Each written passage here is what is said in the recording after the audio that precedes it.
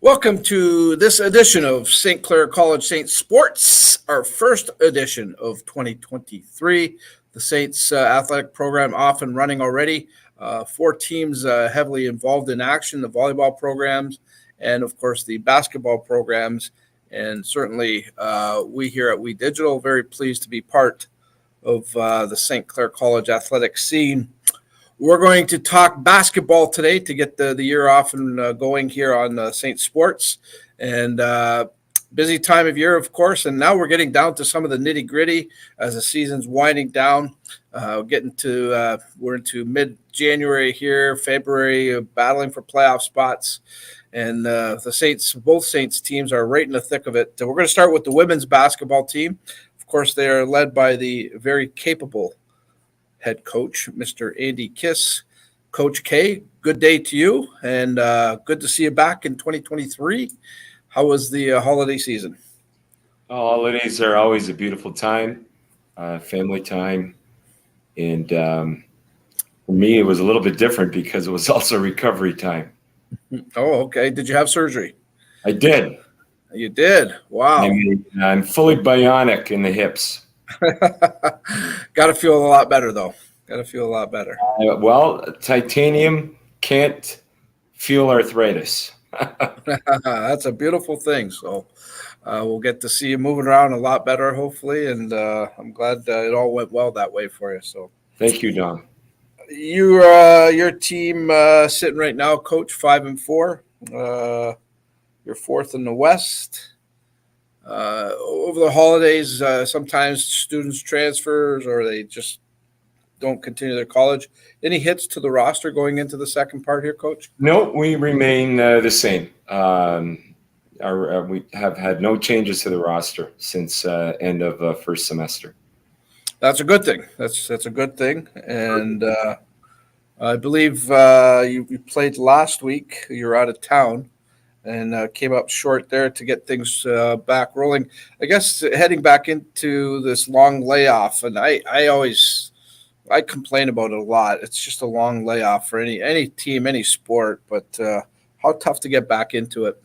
Well, it was a definite 1-month layoff, and we're still finding ourselves, to be honest. Last week we did play at Fanshawe, and we just didn't get our A game going in any way. And our old ward surface, we relied way too much on the 3 ball. We took 43s.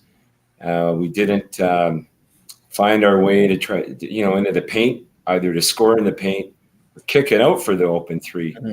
But anyway, that's life. Fanshawe, it was a night Fanshawe didn't have their A game either. So, credit to them. They did play good D that night, but offensively they didn't have their A game, and obviously neither did we, and they prevailed. What's in all your years of coaching here, Coach K, and obviously you know this league very well. After coming off the break, and this happens every year, we know it's coming. These long layoffs at the holiday break. What's the most important thing going into this second portion of the schedule and key for most teams? Well, things really are happening on a dime now. Regular season schedule is complete 3rd week February. So, and then you're in the playoffs. So we really have to focus on, we have to be efficient with time, essentially. Mm-hmm. And, if necessary, simplify certain things. And, part of it too, when players have a month off, is them reacquainting themselves with the system and even tactical things that you do. Yeah, and what about how about, Coach, the team strategies? Do you change a lot? Do you try new things? Because obviously every team in the OCA has had a chance to look at each other, see some video, key on certain things, figure out team strengths, maybe their weaknesses. As the coach, do you have to change that and make sure you're still given, having teams not able to figure out so easily. Well, one thing we do is when we run our 5-out offense, it's a true motion offense. So it's not anything like set wise as a play. And so that makes it a little bit harder to scout. A lot of the teams in the leagues, they run what we would call sets. So you can scout it and you know exactly what kids are trying to do. But at the same time, when you're running a more of a truer motion, if the kids don't understand it well, then it doesn't necessarily mean you have an advantage. As far as anything new, yeah, certainly you might want to add something that you didn't do first semester, but nothing drastic. You've been around the block, you've seen all the teams, and you have an idea. Every team has weaknesses, as do we, and so. This has been a very important week of practice. We're trying to get we feel we let our culture slip a little bit, so we're trying to get that back on track. And as you've alluded to earlier in our conversation, huge games coming up with Conestoga Saturday and then Sheridan on Sunday. Yeah, and I didn't want to get into that just yet, but now that you brought it up, let's get into that. The Conestoga game, I mean, you look at the schedule, you look at the standings, which we will a little bit later on in the show, but Conestoga comes in at 4-6 and kind of right behind you in the standings. You're sitting fourth right now in the West. Sheridan still looking for their first victory, but you mentioned that Sheridan's has made some roster changes. Yes, they picked up Danielle Campbell, who played on the team last year. She's a real good guard, and she's going to help them. They were predominantly a forward type roster first semester, so she'll give them a little bit of sizzle in the backcourt. Good ball player. So she'll be obviously in a uniform on Sunday, and it's going to make them a tougher opponent, that's for sure. Yeah, let's get to Conestoga though. Being that they're closer to you in the standings, obviously, they're all important, but maybe this game a little more urgency there with Conestoga. Talk to me about their squad. What you should expect, and obviously, we hope St. Clair brings their A game. Yeah, Conestoga has one of the true elite players in the league, and Yasmin Smith.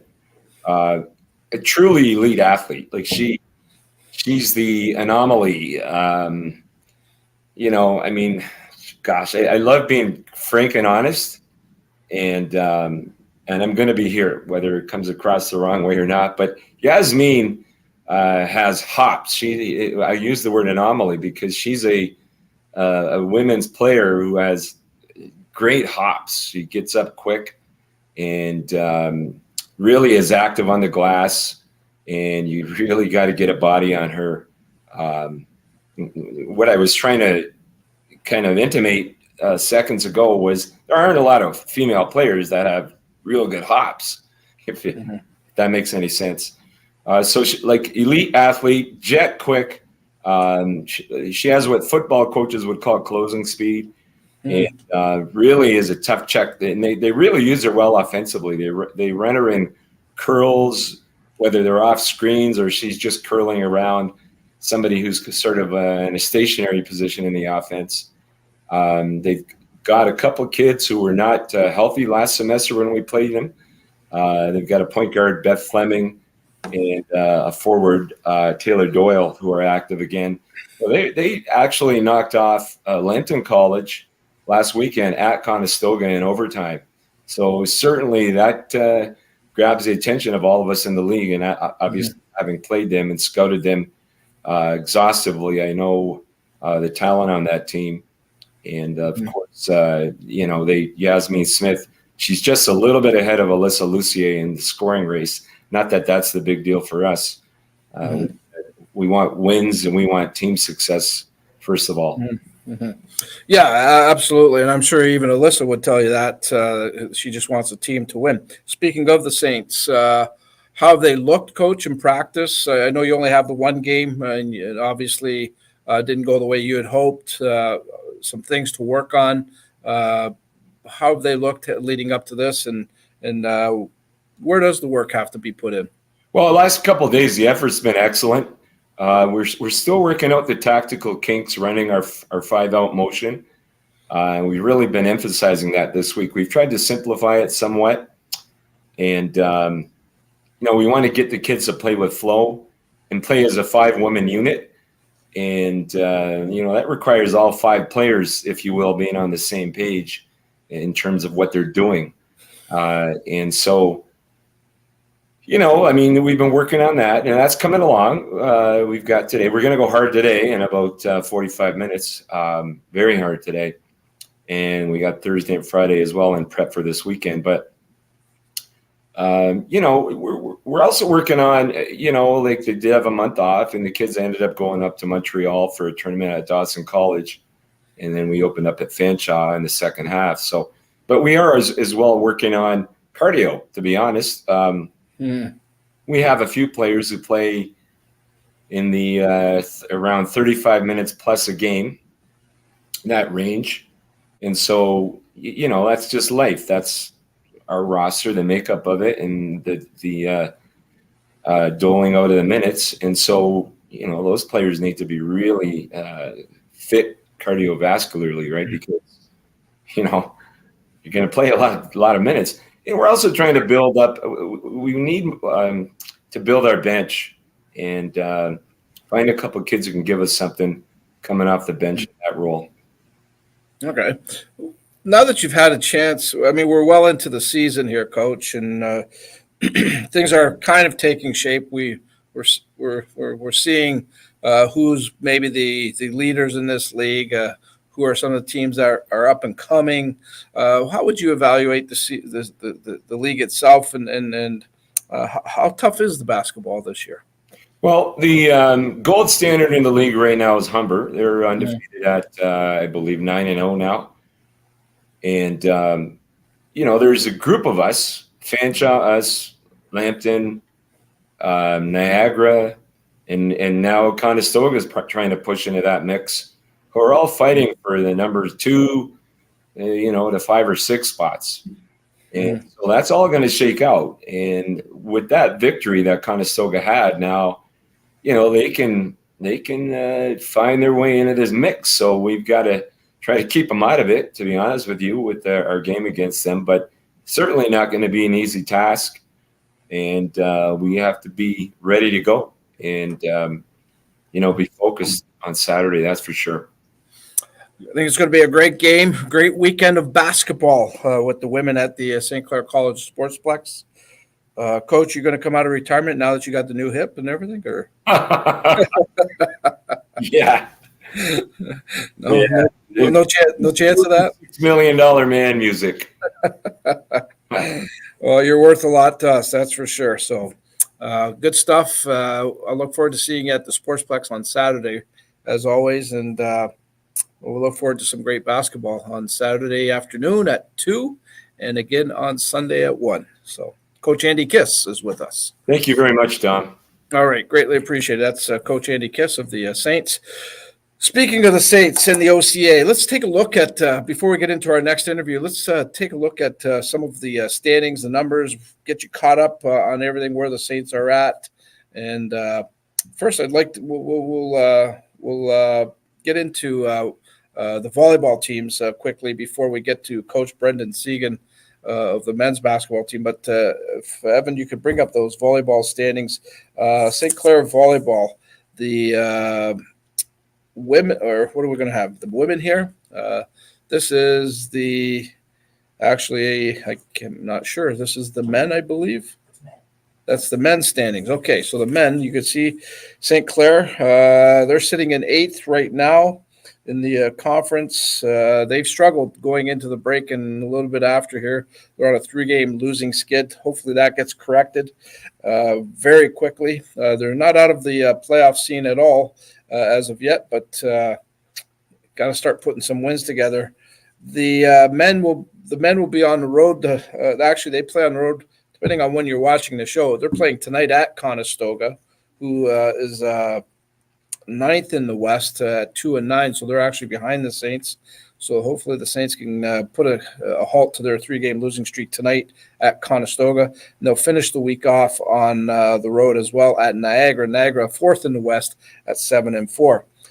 The women's situation, boy, very impressive. The women right now they are sitting at 9-2. They're on a 4-game winning streak. They're tied for second in the West. And guess who they're tied with? Conestoga, who they're playing tonight at Conestoga. So a huge game there for the Lady Saints volleyball team. They're playing some excellent volleyball, so that should be a dandy contest to watch. And obviously we're hoping the Saints, Jimmy L. Turk and the Saints can find a way to pull out a victory there. They will travel to Niagara on Sunday as well. Niagara sits fourth in the West at 7-4. So a tough weekend of volleyball for both the men and the women. We're going to get back to basketball. We're going to talk men's basketball now. And, of course, joining us is the hardworking head coach of that squad, associate coach or assistant. I don't know what to call you guys anymore, Brendan. Is it the associate head coach or – I don't know. I think we go with co-head coach. Okay, co-head coach, Yeah. because we got to give Coach Sykes his props as well. So, two of you guys work at this very well and do a great job with it. So, the men's basketball team, you kept somewhat busy in the off the break there. You went to a tournament in Montreal, correct? Yeah. We shut it down for basically all of December, and then right at the beginning of January, had a couple practices, and then went to Montreal for 3 games, and then obviously played Fanshawe last week. So we got back into the games pretty quick, but we had a little bit of a break in December. But yeah, we tried to get a few good games before the regular season started. Yeah. The games in Montreal, I thought that was a great idea, Coach Segan, for a couple of reasons. One, to get them busy again, doing some things, getting back to basketball, but also getting to see some different competition. Yeah. It's always good to get out of province just to see what other conferences look like. We've been to Dawson a few times where we went in January, and we played them in the first game of Nationals last year, so we know they're a quality team. So to get some different looks, to see how you kind of match up across the province is always fun, and it just lets you get away from some of those OCAA teams that you see so often. So something for the players to look forward to, and obviously Montreal's a great city, so it was a good trip for our guys and a good way to kind of get back into the swing of things. And now we're locking in for the last 2 months here, which will be pretty crazy. Now, one thing that happens, and I talked to Coach Kiss about this, sometimes at the break, some athletes decide they don't want to continue with school. They move on. Any changes to your roster? The only thing we did was actually add. Glenn Willis Paris was with us as a student manager for a semester while he regained his eligibility. So he was successful doing that. So he's the only addition, no losses. So we're basically the same team. And Glenn has been with us prior to COVID. He was with us and then transferred to McMaster and came back. So he's definitely a welcome addition, helps our depth, and knows what we do. So it'll be a good add, but no, didn't lose anybody, which we're happy about and excited to keep going with the guys we have. Awesome. Yeah, that's great to have that roster back intact. That's a bonus for sure. Mm-hmm. You mentioned the first game against Fanshawe back in action here. That was on the road in London, and hard-fought game. I think it was a 5-point victory for the team, and a good way, obviously, to start the second half here. Yeah, always tough. We talked about it going to Fanshawe. We always find it difficult to play there. It's always a midweek game. But we did enough to win. We weren't crisp by any means, but at the end of the day in this league, you just try to stack as many wins as you can. And we know we could play better than we did. But give credit to Fanshawe. They really did battle us, and they showed us some stuff that we need to work on. So as we get towards the playoffs here, we got to try to keep perfecting our craft and getting better and better. And we're going to have a real test this weekend. Oh, boy. Before we get into that, Coach, big weekend of basketball for the men, that's for sure. But you mentioned things to work on for the team. What is priority there for you and the coaching staff? The biggest thing we've tried to work on with this group is just being able to mentally focus for long periods of time. I think they know that they're a very good basketball team, along with the rest of the province. So sometimes they get caught saying, we can beat anybody on any night. And we believe we can beat anybody on any night, but we have to be more mentally focused and treat every opponent the same, which we're working on and we're getting better at, and just trying to be as consistent as possible. We seem to go through peaks and valleys a little bit too much. They're natural to go through, but we seem to be really high or really low, and we need to try to find that middle ground. And once we do find it, to stay consistent. But I mean, we've had a good season so far, and these games coming up are going to show what we are for sure. Yeah, these games could have some very serious repercussions when it's all said and done. Conestoga's in on Saturday. They're third in the West, right behind or tied with you guys. Basically, they've played one more game than your squad. They're sitting at 7-3. Talk to me about Conestoga, Coach. Yeah, first semester we played and we lost in overtime at their place, and they have two very, very good players, probably the best tandem in the league. Both times we went up there, both guys when we went up there, had over 40 points against us. So they're very good. Their supporting cast does their job well. They're well coached. They work hard, and they're kind of rebranding a program that hasn't been super successful in the past, and they really have a chip on their shoulder, and they've been playing really, really well. Probably one of the top 2 or 3 teams in the province. So we know we have our hands full, especially with Ladera Obang, who is, I think, the best player in the league. He's been playing like it. So we know we have our hands full. They've already beaten us, so they know they can. And like you said, it's a huge game for seeding. If they can beat us, they got the sweep on us. And if we can beat them, we can create some space. So we know they're going to be very, very good offensively. So the defensive end will be our focus, and hopefully we can do enough to stop those two and set ourselves up for a chance to win. And then, of course, it doesn't get any easier on Sunday. You have the second place team that's just a little bit ahead of you.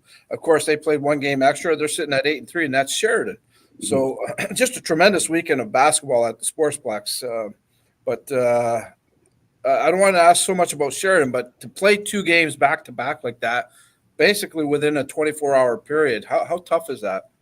It's tough, but it's not something we're not used to. And the way this league works, especially with us being from Windsor, I think we have, minus the teams from the north, we have to travel the most, and we usually play back-to-backs because of our location. So we're used to it.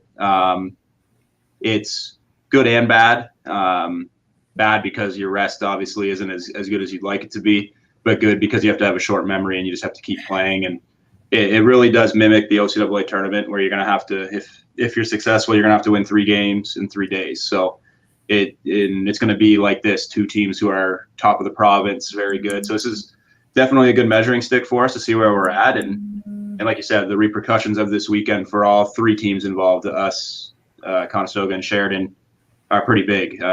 We could catch both teams and put ourselves solely into second, or it could go the other way, where we're right in the middle of a dogfight just to get a home top 4 seed in the West. So it's going to be fun. It's going to be playoff atmosphere, and we're excited for it. And this team specifically being a little bit older, and they know what it takes to win, as they've been to the provincial and national championship last year. So they're getting excited for these games. So hopefully we can bring it to another level and get on a good winning streak. Yeah, hopefully some of that experience pays off. It should, and I think they probably look forward to something like this. And I'm glad you mentioned the Ontarios, which, of course, St. Clair will be hosting. So that's another thing that's in the back of the minds, I'm sure. And you want to go in there as champions, not just because you're hosting it, I'm sure. So it's all good. Okay, Coach. Well, we're going to let you go. I know you got to get ready for, I believe, practice, but appreciate your time here today. Keep the guys going forward here, and I'll look forward to seeing you at the Sportsplex on the weekend. Yeah, sounds good. Thanks, Don. All right, that's Brendan Segan, the co-head coach of the St. Clair Saints men's basketball team. Speaking of those games, again, just a reminder, the women will play Saturday at 2. The men will play at 4, and that's against Conestoga. And then Sunday we come right back, and it's a 1 and 3 o'clock tip with the Saints basketball teams, Conestoga, and or I should say Sheridan will be in town for that. So there you go. You can see Pack the Pucks. Great place to watch a game, and we encourage everybody to come and enjoy it. But if you can't make it, of course, we'll have all the action for you here on We Digital Production. That's it for this edition of St. Sports. Check us out again next week. We'll talk more St. Clair College athletics. Until then, this is Dominic Papa wishing you a great day. Take care, everybody.